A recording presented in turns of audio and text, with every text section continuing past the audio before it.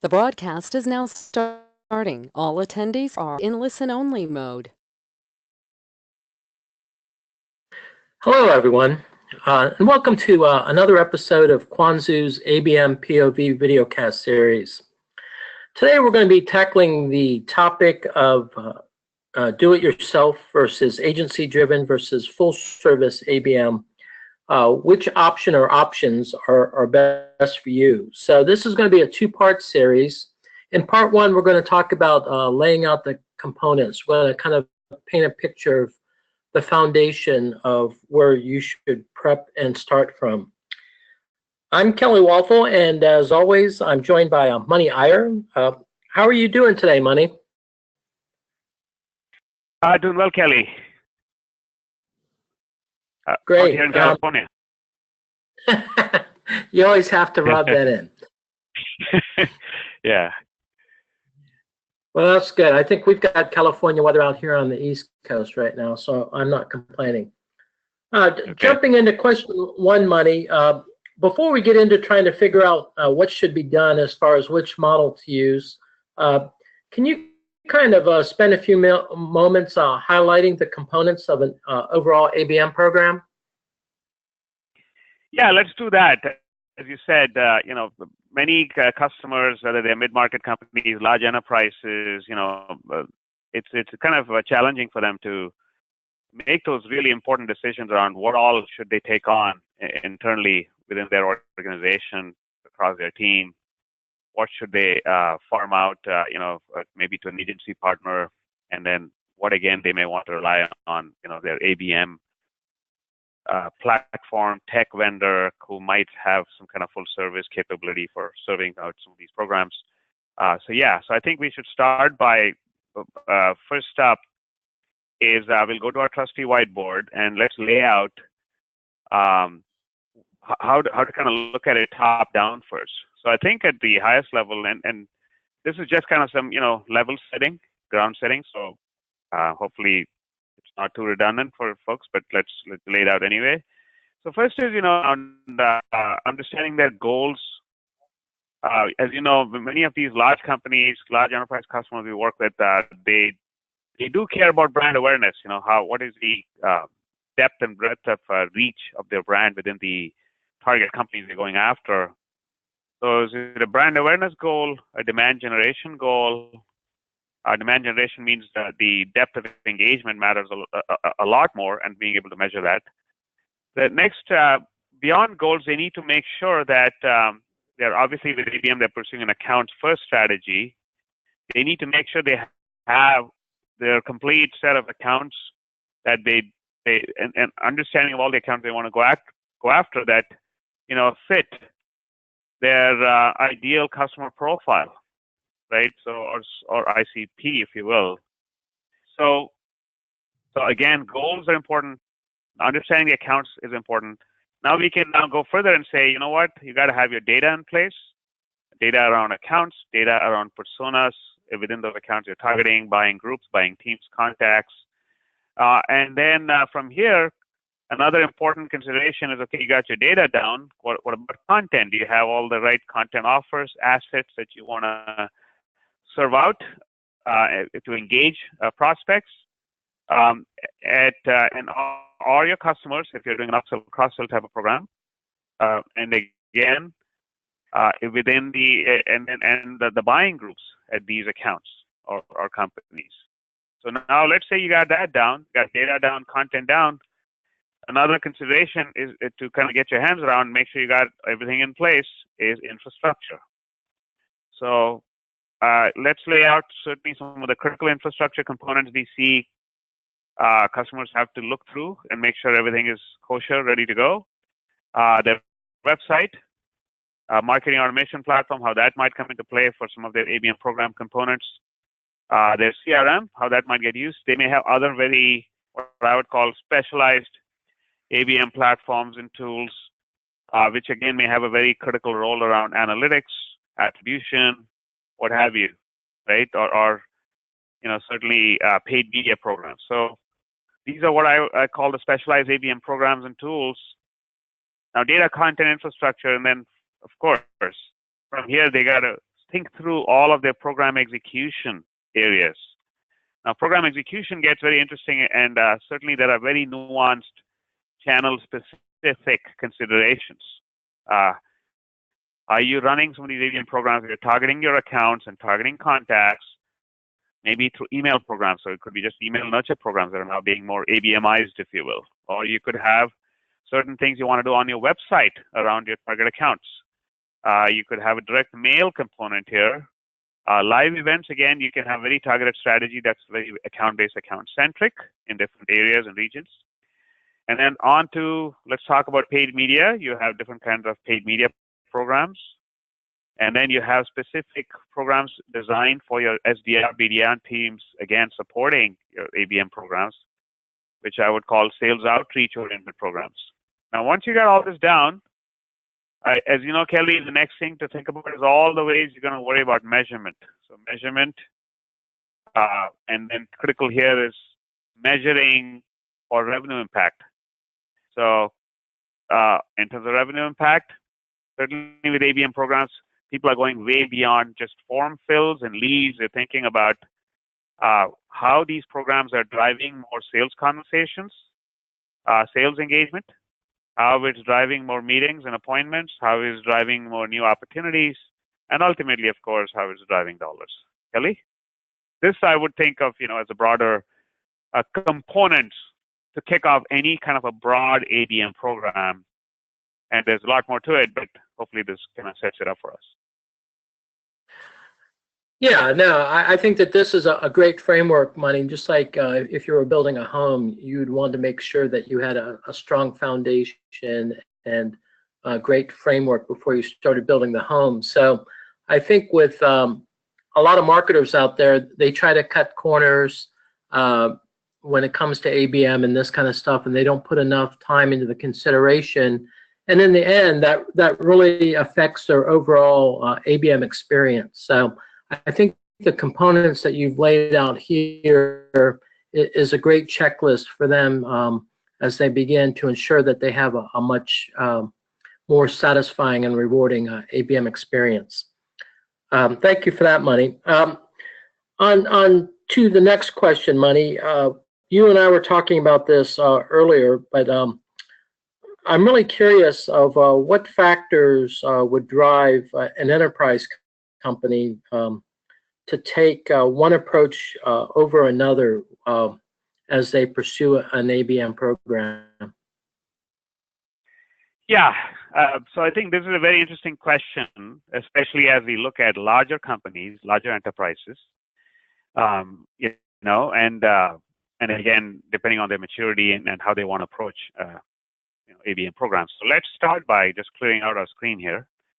And once we do, let's lay it out. So I think of it in kind of many at least there's 5 buckets, right? So there's 5 different ways I think about as important for them to think about as they decide on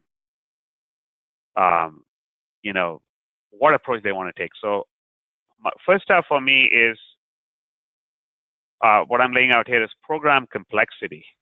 So program complexity, you'll notice there are many dimensions to program complexity. So we'll talk about that. Just below program complexity, we will get to program maturity. Maturity meaning are they early in the cycle, late in the cycle, and so on. We'll lay that out. We'll talk about program assets, meaning what is required to kick off that program.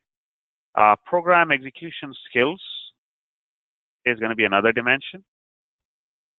That's going to help them drive their decision one way or the other. And then last but not least is program metrics. So now let's try to flesh these out a little more. So first up for me, here's how I think about program complexity in these dimensions. So I'm going to draw these arrows, and you'll see why. So I have say 4 of these arrows for us to draw and then flesh out. So here are at least my dimensions into the program complexity to think about. So what are these? So first of these, I'm going to write up here is digital channels. What are when you are designing or sketching out or trying to finalize your ABM program, the digital channels, are you trying to figure out an ABM program that's specific to one channel, like maybe perhaps just email?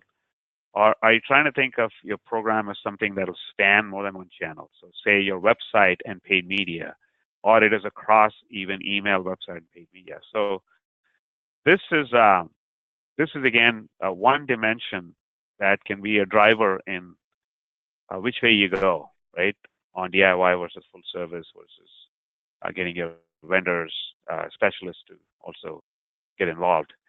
The second is I think of is geo regions, because again, you may have more maturity in one region, maybe less in another. Or if you want to run programs across multiple regions, there's some complexity there too, and as we'll talk about later. But let's say you're running a program just in North America, versus you're running it, you want to add EMEA, APAC, LATAM, etc. That is certainly a factor for many of our customers. The third is accounts targeted. What's the scope? Is it just an initial pilot kind of program, if you will? Are you just going after some, like say, hundreds of accounts, versus are you going after thousands and tens of thousands of accounts laid out in lots and lots of account-based segments with different considerations on how they're going to be reached and how they're going to be messaged, etc. So that's certainly a consideration. The next step is, what are you trying to do in terms of what I call sales teams impacted with these programs? You got to have sales involved, sales engaged. Maybe you have some teams ready to go, others aren't yet ready to engage and participate. Well, guess what? That certainly is a key factor that can expand or limit the complexity, and you want to set things up right for success. So it might be maybe you're just starting with a pilot program for one region versus you have literally tens to hundreds of your sales teams involved. That's a factor. Now, program maturity, I think at the highest level, if I sketch it, I think you'll agree, is just, we know this. Are you starting an initial pilot, or are you much further ahead? Maybe you've kind of gone all the way to being always on with your ABM programs. Whatever you're doing in whatever channels, it's always on. Program assets, we all know, very critical for success is have your machinery in place to constantly crank out, make sure you have all the key assets available. Again, here to me, it's content, and then next up is program execution skills. And again, we've seen this over and over again, Kelly, where certainly in certain channels there's more maturity maybe in-house in some channel like email, but maybe you don't have the skill set and the maturity in some other channel like paid media. So that's a consideration in you deciding which way you go, DIY, agency. But then again, remember, ABM paid media is different from traditional paid media. It's not the same as buying Google AdWords or SEM. So again, that may drive your decision to maybe you have your agency part of the mix, but then you still bring your specialists from the ABM tech community around paid media involved, get them involved and engaged because they have additional insight to offer there. Program execution skills, another part to me is, again, insight and experience and expertise around all the infrastructure and tech. Are there competencies, are there skills in-house? Do you need to bring in additional talent around your MAP, your CRM, your analytics, whatever program management is needed? And then again, around media and ad ops, there's some very specialized skills that are needed to pull this thing off effectively. Last but not least is metrics. Metrics we've seen we've seen clients at many ends of the spectrum on the kind of metrics they care about. In the pilot phase, they're a little more, limited in terms of at least satisfied, if you will, or okay, just getting some initial metrics around account engagement. But then as they mature, the metrics, the things they track, just grow tremendously. So we've seen it all the way from simple. So simple for me is measuring percent or depth of and account engagement. Are these accounts engaging that I care about? All the way to, on the complex, would be starting to think about buyer journeys, starting to think about personalization of ad messages, website messages, on and on. So hopefully, Kelly, this gives a good sense at least how we kind of try to frame, the approach to kind of making the call on should you go DIY versus agency versus full service. Kelly? Yeah, I think that this is actually a great actionable tip here, Money. I think it would be to most people's benefit to really take a look at this visual and kind of use it as a checklist. Most importantly, I think it's important that people are honest with themselves. That they take a step back and look at all this stuff and really be honest in assessing where they are in these different stages. And from that, they can make a better decision of, can we do part of this through DIY, or should we have the agency do it, or perhaps we use a vendor and their customer success team or what have you. So a lot of variables here, a lot of things to consider. But I think that it's a key step that people need to go through before they make that decision on which model, or maybe they use a hybrid model down the road. So as always, Money, great stuff. And again, I think this is a great foundation for part 2 of our discussion, which will be on Friday, May 18th. And in that discussion, Money, I want to go a little bit deeper with you on, what we just talked about. What are the right skills? What's the knowledge base or the competencies that people need to have in those different areas that you outlined? And then again, how do they divvy up the labor? What is the role allocation for some of that stuff? Some of it they might be able to do in-house. Some of it they use the expertise of an agency. So that's where we're going to go with that. So what are your thoughts about part 2, Money? Yeah, I think in part 2, we need to get real tangible, Kelly, to make it useful for folks, where we should lay out, similar to what we did in response to question 2, we should then start segmenting, right? We should start segmenting, put down 3 columns saying, this is DIY, this is agency, this is where your vendor, ABM vendor partner comes in. And then we should start sketching out on the spectrum, what are certain kind of things you're better off doing in-house, or you should look to do in-house because the tech is there, the capabilities are there, and the data is there, et cetera, right? And then again, there may be other considerations too. So yeah, I think it'll be an interesting discussion to kind of build on what we just did with the response to question 2. Yeah, I think it'll be a very practical video cast with a lot of tips and techniques covering a lot of different considerations. So I'm really looking forward to it. I thought this was great. I hope everyone has a great day. I hope you have a great day, Money. And I'm going to be jumping off now. I've got to run to another meeting. So I'll talk to you shortly, Money. Thank you for your time. Sounds good. Thanks. Talk soon. All right. Bye-bye.